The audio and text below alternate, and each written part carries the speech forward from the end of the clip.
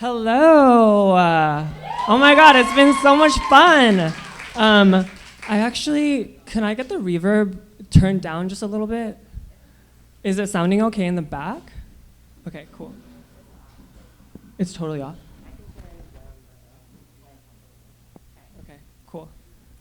Does this sound okay? Cool. Oh my gosh, okay. Does anyone know what EGOT means? I feel like that just was missed on everybody. It's Emmy, Grammy, Oscar, Tony. So, yeah, very high compliment from Jean. So, I think I just love my friends so much because the second that I said that I wanted to do this, everyone was just immediately yes. No one vetted my content. Like no one checked.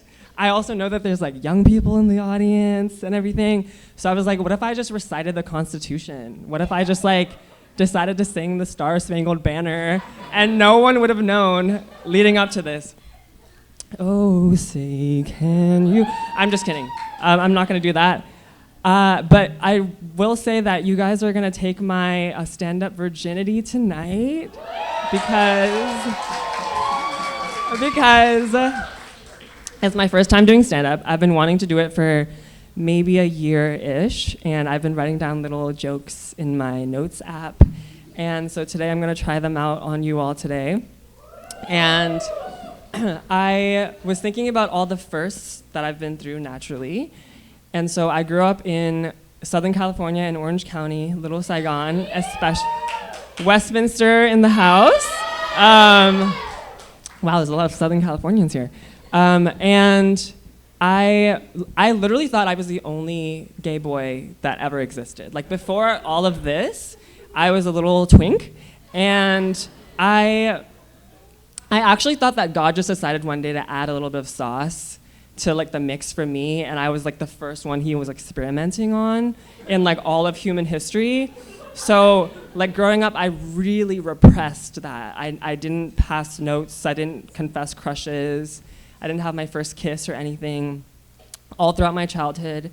And so the second that I moved to New York for college, I was on it. I was getting my freak on everywhere. And so the first, literally like I think maybe the first few guys that wanted to go on a date, I immediately said yes. And so just imagine I just moved to New York and I'm on the subway and I'm riding across the bridge and you're seeing through the window the East River.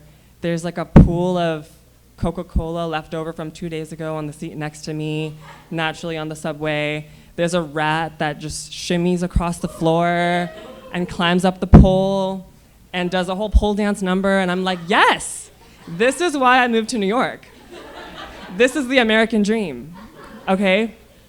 And so I get to my stop, and I get off the subway, and it smells like trash because of the humidity. And he picks me up from the subway stop, and we walk back to his place, so romantic.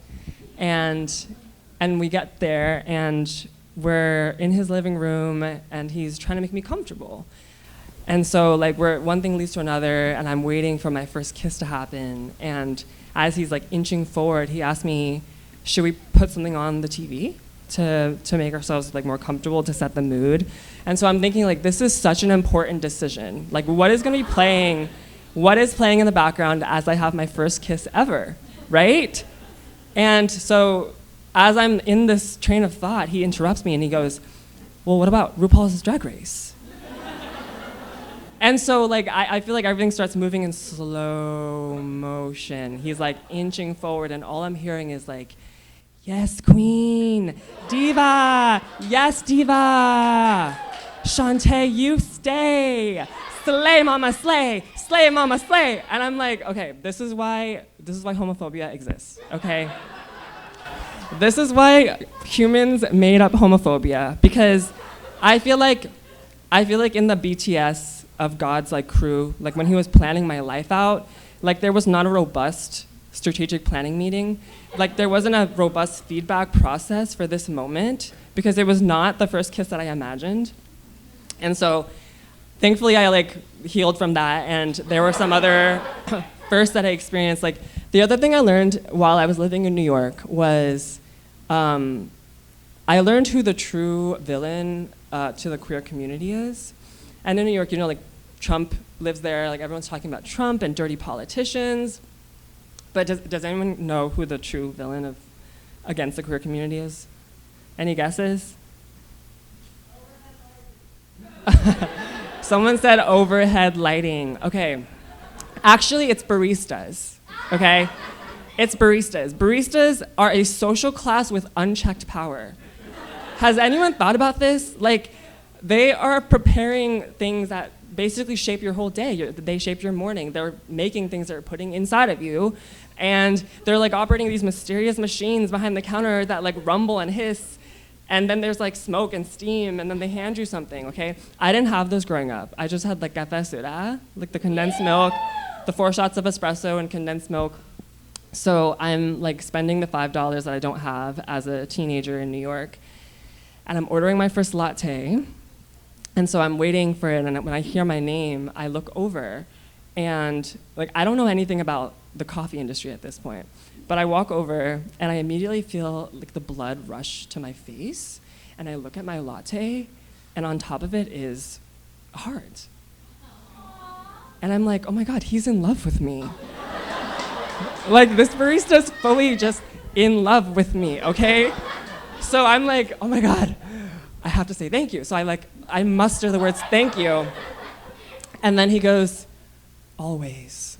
And I'm like, I'm 18, I'm not ready to get married, okay?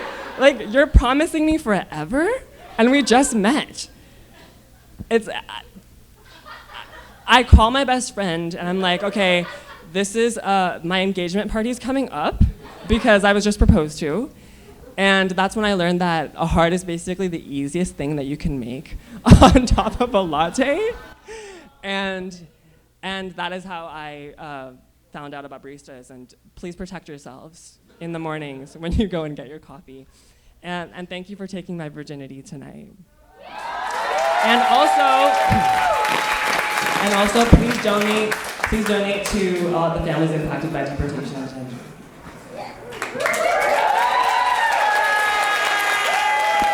Give her swag.